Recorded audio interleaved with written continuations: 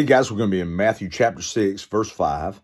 Matthew chapter 6, verse 5. And when thou prayest, thou shalt not be as the hypocrites are, for they love to pray standing in the synagogues and the corners of the streets, that they may be seen of men. Verily I say unto you, they have their reward. I probably say this 2 or 3 times a year from the pulpit, and I mean it. I'm trying to figure out, okay, Lord, how do I do things as a pastor, as someone who's behind the pulpit, on the stage as such? How do I do things that please you and I can be rewarded for?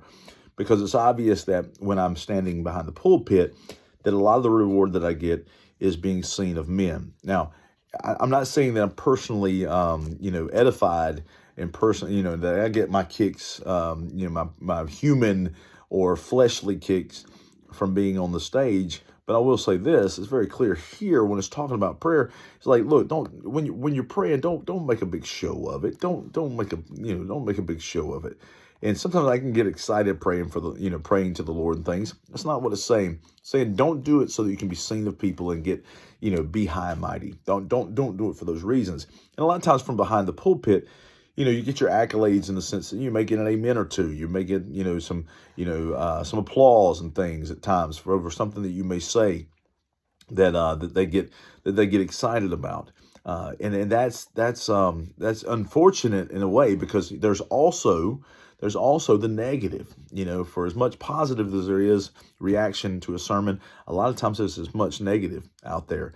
And so, those things are there, and maybe that kind of balances it out. But there are times when I say, Lord, I want to be able to do things that, that do, garner reward from you. I'd love to be rewarded of you. I don't want my reward to be me being on stage.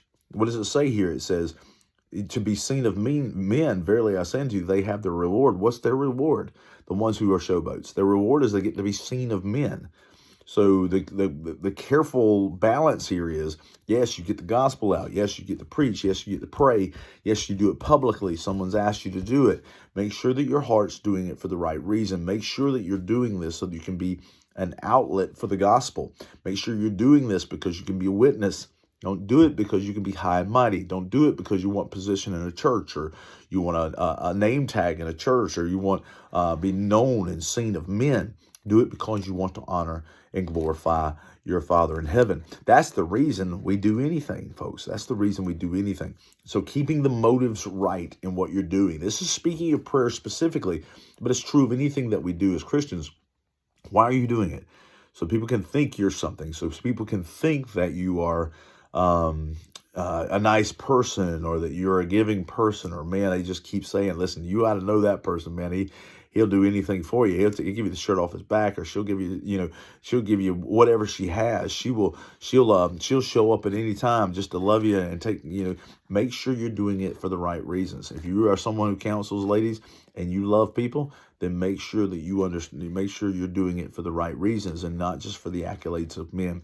Men out there, what you're witnessing, you're praying, you're leading, whatever it may be, just make sure you're doing it for the